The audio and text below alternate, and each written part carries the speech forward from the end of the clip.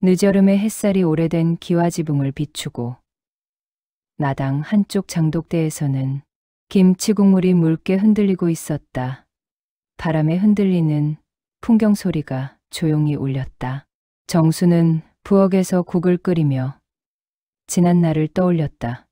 동수는 늘 책상에 앉아 공부만 했지. 영희는 늘 얌전해서 걱정이 없었고 철수는 말썽꾸러기였지만 마음만은 착했지. 미숙이는 내 곁에서 늘 고생했구나. 그녀의 눈은 마치 어린아이 같은 자식들을 찾듯 흔들렸다. 그러나 현실의 그들은 이미 머리가 희끗한 중년이 되었고 각자의 삶을 살고 있었다. 마당에는 오래된 자전거와 화분, 세월이 묻은 빨랫줄이 늘어져 있었다. 바람이 흙먼지를 일으킬 때마다 과거와 현실이 묘하게 섞여 어머니 마음을 짓눌렀다. 정수는 숨을 고르며 손을 씻고 주방 창문 너머로 고요히 마을을 바라보았다.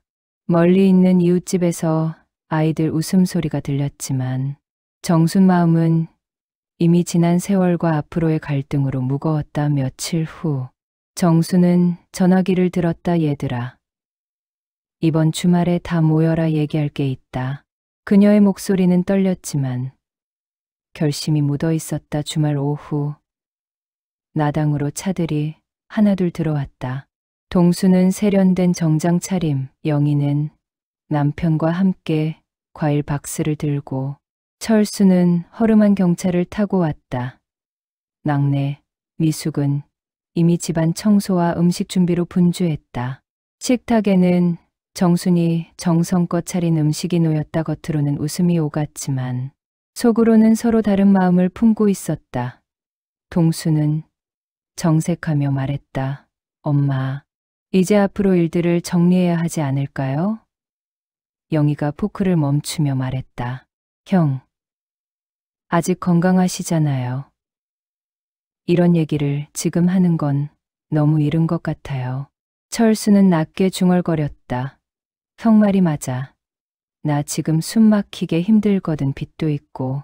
미숙은 벌떡 일어나 소리쳤다. 오빠, 엄마 집을 내 빚에 쓰겠다고? 말도 안 돼. 동수는 주먹을 꽉 쥐며 말했다. 지금부터 확실히 정리해야 나중에 문제 안 생긴다. 식사가 끝난 뒤 거실은 싸늘한 공기만 맴돌았다. 영희 속마음 형 말도 일리가 있지. 하지만 미숙이 말처럼 엄마 살아계신데 이런 얘기라니. 남편은 미리 정리하라고 했지만 철수 속마음, 이대로 가다간 내 인생 끝장이야. 엄마 집이라도 있어야 숨통이 트이지. 미숙 속마음, 왜 이렇게 욕심이 많지. 엄마 곁에서 지키는 게 내 의무인데. 동수는 서류 가방을 꺼내며 중얼거렸다. 서울에서 변호사와 상의 끝에 준비해놨다. 필요하면 바로 진행 가능하다. 철수 얼굴이 붉어졌다. 뭐? 이미 변호사까지? 형, 나 몰래 무슨 짓을 한 거야? 미숙은 얼굴을 감싸주며 소리쳤다. 오빠 진짜 너무해. 엄마 들으면 얼마나 속상하시겠어. 정수는 조용히 앉아 있었다. 얘들아, 나는 싸움 원치 않는다. 내가 가진 게 뭐라고. 이렇게 다투니 며칠 뒤 소문이 돌기 시작했다. 김씨 이웃 정순이네 집에서 자식들끼리 싸움 났다더라. 박씨 이웃 늙은 어머니 모시고 뭐하는 짓인지. 군이 참 무섭다. 정순 마음은 더 무거워졌다. 이러다 우리 집이 다 무너질지도 몰라. 저녁 철수는 술에 취해 서류장을 뒤졌다. 집문서 어디 있어? 지금 가져가야겠다. 이숙이 달려와 막았다. 오빠, 제발 정신 차려. 그건 엄마 집이야. 철수는 주먹으로 벽을 치며 소리쳤다. 내가 좀 살겠다는데 내가 뭔데 막아. 하루하루가 지옥이라고. 동수도 달려와 말했다. 둘 다 그만, 내가 알아서 처리할 테니까. 영희는 울먹이며 소리쳤다. 엄마 앞에서 이게 무슨 꼴이야. 그날 밤 내 남매의 갈등은 더 이상 숨길 수 없는 불길이 되어 타올랐다. 정수는 방에서 모든 소리를 들으며 조용히 눈을 감았다. 내가 잘못 키운 걸까? 피부치라도 결국 욕심 앞에선 남이 되는구나. 그 순간 그녀의 머릿속에는 오래전 장면들이 스쳐갔다. 어린 동수가 첫 월급을 받아와 눈물로 봉투를 내밀던 날, 철수가 사고를 치고 마당 구석에 숨어 울던 모습, 영희가 혼자 교회에 앉아 기도하던 기억, 미숙이 밤새 엄마 허리를 주물러 주던 따뜻한 손길. 그 모든 장면들이 주마등처럼 지나갔지만 지금 현실은 그 기억과 너무나 멀었다. 정수는 창문 너머로 마을을 바라보며 지난 시절을 떠올렸다. 어린 시절, 내 남매가 뛰놀던 마당, 흙먼지가 날리던 여름날, 첫 자전거를 타던 철수의 모습, 공부에 매진하던 동수, 조용히 따라다니던 영기, 그리고 언제나 어머니 곁을 지키던 미숙의 얼굴이 스쳐갔다. 마음 한켠에는 무거운 갈등과 걱정이 함께 자리 잡았다. 지금 이 집 안에서 벌어지고 있는 모든 일들은 결국 지난 시간들이 만들어낸 씨앗에서 비롯된 것임을 그녀는 알고 있었다. 이 집은 이제 평범한 고향집이 아니다. 갈등은 폭풍처럼 몰아쳤고 피할 수 없는 파국이 다가오고 있었다. 여름이 끝나갈 무렵 정순의 집에는 이미 평온함이 사라졌다. 내 남매는 각자 다른 속셈을 품고 있었고 어머니의 마음은 날로 무거워졌다. 정수는 병원 대기실에 앉아 있었다. 흰 벽, 차가운 공기, 그리고 멀리서 들려오는 간호사의 발걸음 소리까지 모두 그녀를 압박했다. 의사는 무표정하게 차트를 보며 말했다. 연세가 있으셔서 관리가 필요합니다. 당분간 큰 스트레스는 피하셔야 해요. 그러나 정수는 웃기만 했다. 이 나이에 무슨 스트레스가 새삼스럽겠어요. 하지만 속으로는 불안이 끓어올랐다. 영희는 어머니 손을 꼭 잡았다. 엄마가 쓰러지면 이 싸움은 돌이킬 수 없을 거야. 그런데 형제들은 멈출 기미가 없어. 철수는 여전히 빚 독촉 전화를 받으며 얼굴이 어두워졌다. 시간이 없어. 나라도 뭐라도 붙잡아야 산다. 동수는 동수대로 변호사와 통화하며 상황을 법적으로 정리할 궁리를 했다. 내가 주도권을 잡아야 한다. 그렇지 않으면 집안은 산산조각 난다. 미숙은 밤마다 기도를 했다. 하나님, 제발 우리 가족 좀 지켜주세요. 엄마만은 아프지 않게 해주세요.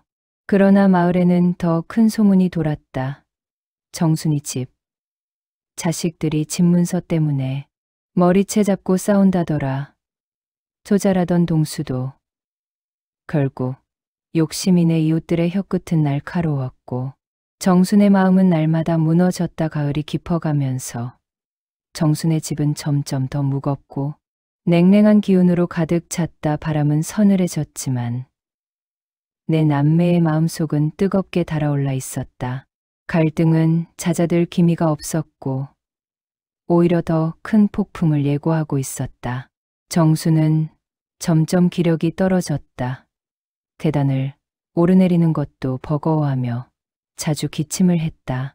영희는 곁에서 어머니의 손을 잡고 엄마, 제발 무리하지 말아요 하고 말했지만 정수는 고개를 저으며 괜찮다. 나는 아직 너희한테 해줄 일이 많다며 꿋꿋한 척을 했다. 그러나 남매들은 서로를 불신했다. 철수는 계속해서 돈 문제로 형제들을 몰아붙였다. 내가 이렇게 힘든데 너희는 왜 다 모른 척만 하냐? 결국 엄마 집 팔아서 해결해야 하지 않겠냐? 동수는 얼굴을 붉히며 그런 소리 집어치워. 엄마가 아직 살아계신데 벌써부터 집을 돈으로만 보냐? 하고 소리쳤다. 미숙은 중간에서 울먹이며 말했다. 제발 싸우지 좀 엄마가 다 듣고 계시잖아. 하지만 철수와 동수는 이미 목청을 높였고 영희조차 언성을 높이며 둘 다 똑같아. 결국 욕심 아니야 하고 쏘아붙였다. 그때 마침 이웃김 씨 아줌마가 마당을 지나며 그 소리를 들었다. 곧바로 마을에 소문은 삽시간에 퍼졌다. 정순네 자식들이 집안에서 싸움질을 한다더라. 유산 때문에 난리래 창피해서 어떻게 얼굴 들고 다니나 몰라. 정수는 그 얘기를 전해 듣고 방 안에서 홀로 눈을 감았다. 내가 뭘 그렇게 잘못 키웠을까. 죄책감과 서러움이 한꺼번에 몰려왔다. 기침은 더 잦아지고 밤마다 가슴이 답답해 숨을 고르기 힘들어졌다. 그러던 어느 날 정순의 서랍 속에서 한 봉투가 발견됐다. 낡은 봉투에는 내가 없을 때 열어라라는 글씨가 적혀 있었다. 동수가 가장 먼저 손에 집어들었고 철수는 곧바로 가로챘다. 이거 유언장 아니야. 영희가 소리쳤다. 그런 거면 당연히 우리 모두가 있는 앞에서 열어야지. 하지만 철수는 봉투를 움켜쥔 채 뒷걸음질 쳤다. 내가 먼저 확인할 권리가 있어. 나도 장남이야. 동수가 주먹을 움켜쥐며 다가섰다. 그걸 내 맘대로 열겠다고? 당장 내려놔. 순식간에 몸싸움이 벌어졌다. 미숙이 울면서 그만해. 엄마 보고 계신다니까. 하고 막아섰지만 형제들은 멈추지 않았다.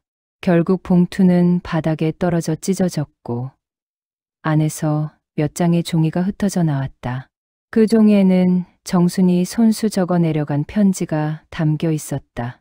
그런데 그 내용은 충격적이었다.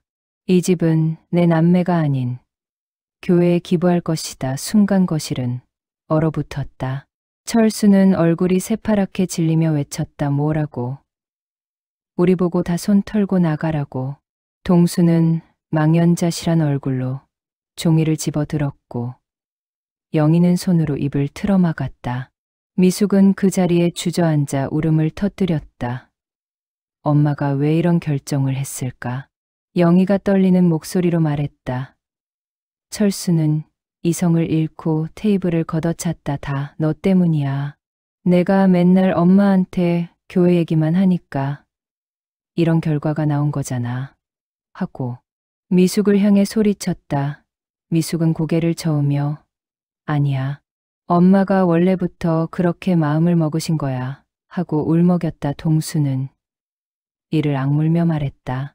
아직 확실하지 않아. 이건 그냥 편지일 뿐이야. 법적으로 효력이 있는지 확인해야 해. 그러자 철수는 코웃음을 치며 또 변호사 타령이냐? 넌 참 머리 좋다. 결국 내가 다 차지하려는 거 아니야? 하고 맞받아쳤다. 갈등은 극에 달했다. 내 남매의 눈빛은 더 이상 가족의 것이 아니었다. 서로를 향해 날 선 칼끝처럼 번뜩이고 있었다.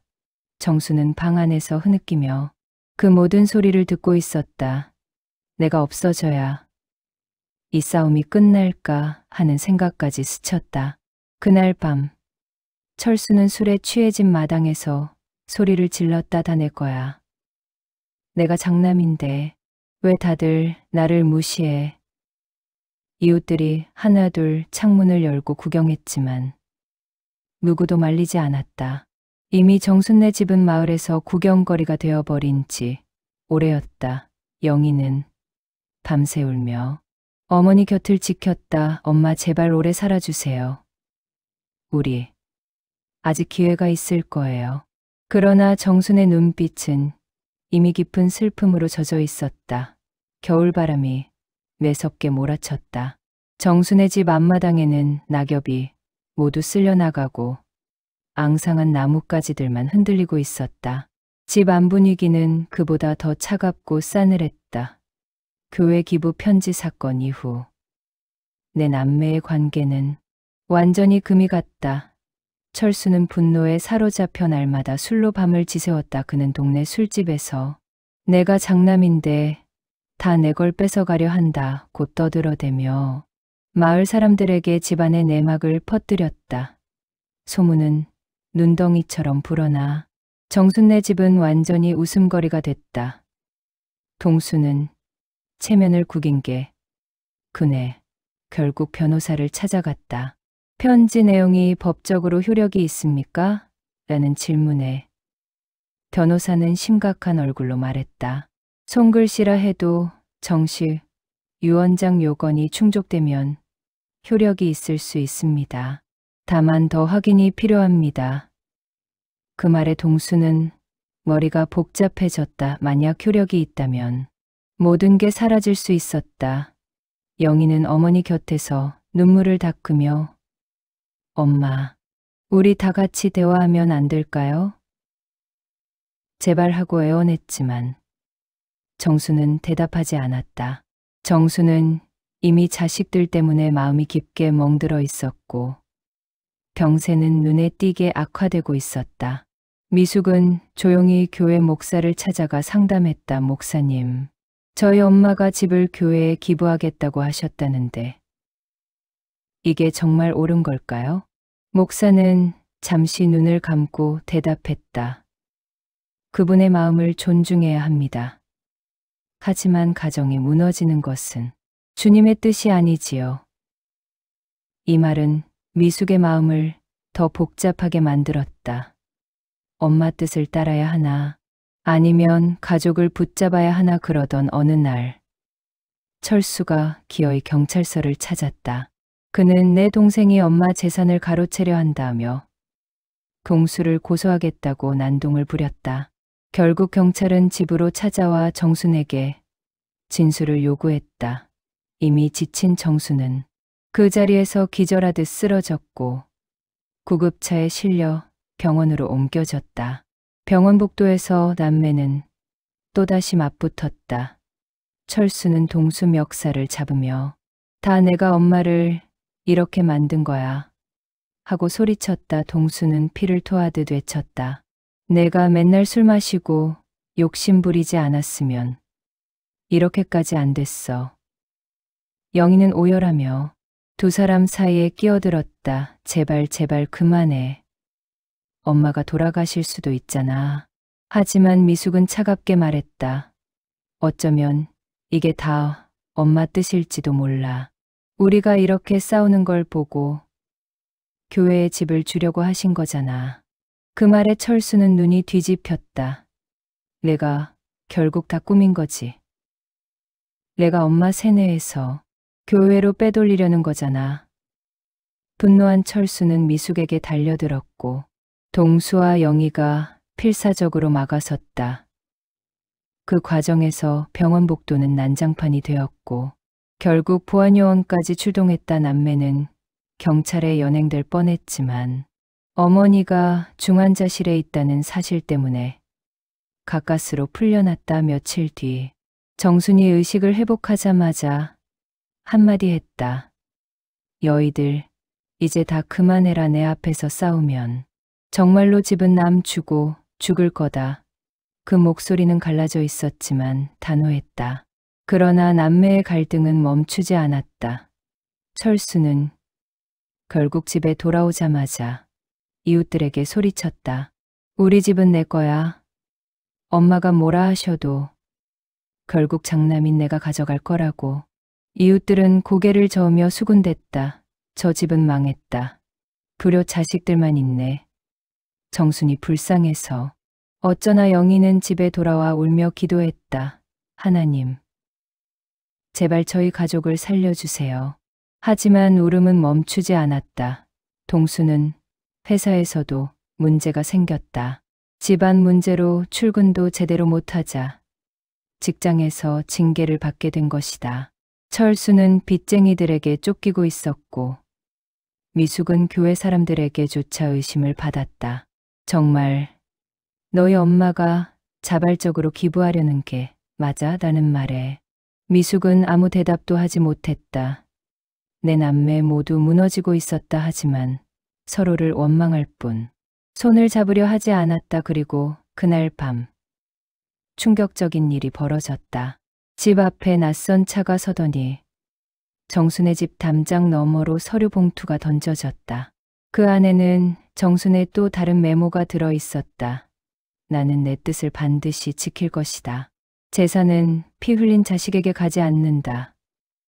그 한 문장은 마치 저주처럼 내 남매의 가슴에 파고들었다. 이젠 돌이킬 수 없는 파국으로 향하는 것만 같았다. 겨울이 깊어가며 마을에는 흰 눈이 소복이 내려앉았다. 정순이 입원해 있던 병실 창가에도 눈발이 내려앉았고 차가운 공기는 병실 안에까지 스며드는 듯했다. 의료기기의 삑삑거리는 소리만이 고요를 깨뜨렸다. 정수는 오랜 병상 생활로 몸이 많이 쇠약해졌지만 정신은 이전보다 오히려 또렷했다. 그녀는 하루에도 몇 번씩 눈을 감았다 뜨며 아이들의 얼굴을 떠올렸다. 철수, 동수, 영희, 미숙 한때는 모두 함께 웃던 아이들이었는데 지금은 서로를 원망하며 등을 돌린 상태였다. 정수는 그 사실이 가장 가슴 아팠다. 며칠째 서로 얼굴조차 보지 않던 내 남매는 병원에서 긴급히 연락이 오자 마지못해 다시 한자리에 모였다. 의사는 정순의 상태가 위태롭다며 가족들이 곁을 지켜야 한다고 말했다. 철수는 불안한 눈빛으로 병실 문을 열고 들어왔고 동수는 차갑게 시선을 돌렸다. 영희는 눈가가 벌겋게 부어 있었고 미숙은 입술을 깨물며 기도하듯 서 있었다. 서로 한마디도 하지 못한 채 정순의 침대 주위에 둘러섰다. 정순은 힘겹게 눈을 떴다. 왔구나. 내 새끼들. 그 목소리는 힘이 없었지만 그 한마디가 아이들의 마음을 흔들었다. 철수가 먼저 입을 열었다. 엄마, 내가 잘못했어. 술에 취해 헛소리만 하고 엄마 속만 썩였어. 내가 장남이라고 떠들어대면서 정작 엄마 힘들 때 곁에 있지도 못했지. 동수도 고개를 숙였다. 저도 죄가 큽니다. 집안 체면만 생각하고 형을 원망하며 엄마를 지켜야 한다는 생각을 잊었어요. 영희는 눈물을 훔치며 말했다. 엄마가 외롭다고 수없이 말씀하셨는데 그때마다 일 핑계로 못 간 제가 제일 불효해요. 늘 미안했어요. 마지막으로 미숙이 조용히 고백했다. 저는 교회만 바라보다가 엄마 마음을 제대로 보지 못했어요. 엄마가 진정으로 원하는 게 무엇인지 생각하지 않았어요. 정말 죄송해요. 정수는 약한 손을 들어 힘겹게 내 아이의 손을 하나씩 잡았다. 나는 재산을 주려는 게 아니었다. 내 바람은 단 하나였다. 너희들이 서로 원망하지 않고 끝까지 형제자매로 남아주길 바랐다. 그 순간 내 남매의 눈에서 눈물이 터져 나왔다. 재산이 문제가 아니었다. 서로의 마음을 이해하지 못한 게 문제였음을 이제야 깨달은 것이다. 병실 안은 고요했지만 그 고요 속에 담긴 울음은 오래 묵은 앙금을 조금씩 녹여냈다. 철수가 동수의 어깨에 손을 얹으며 말했다. 이제 그만 싸우자. 나도 내가 얼마나 고생했는지 알아. 동수도 울먹이며 대답했다. 형, 나도 미안하다. 우리가 형제인 걸 잊고 살았네. 영희가 손수건으로 눈물을 닦으며 두 오빠를 바라봤다. 제발 이제는 서로 상처 주지 말고 엄마 곁에서 함께하자. 미숙도 고개를 끄덕이며 덧붙였다. 맞아. 엄마가 남기고 싶은 건 집이 아니라 우리 가족이잖아. 정수는 미소를 지었다. 얼굴은 창백했지만 그 미소에는 오랜 갈등이 풀려나가는 따스함이 담겨 있었다. 그래. 내 소원이 이제야 이루어지는구나. 며칠 뒤 내 남매는 모여 앉아 앞으로의 일을 의논했다. 누구도 재산을 두고 다투지 않았다. 대신 어머니가 살아 계신 동안 함께 돌보며 돌아가신 뒤에도 집은 내 남매 모두가 공유하는 공간으로 남기기로 합의했다. 더 이상 욕심을 부리지 않고 때때로 모여서 추억을 나누는 집으로 만들자는 의견이었다. 마을 사람들 사이에서도 소문은 퍼졌다. 정순네 자식들이 드디어 화해했대. 이제라도 철이 들었나 보지. 그런 말들이 오갔다. 내 남매는 고개를 숙이며 차분히 받아들였다.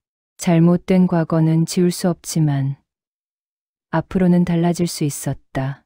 그날 저녁 병원에서 퇴원한 정수는 집 마당에 앉아 아이들을 바라보았다. 겨울 햇살이 희미하게 비치고 아이들은 한데 모여 어머니를 부축하며 담소를 나눴다.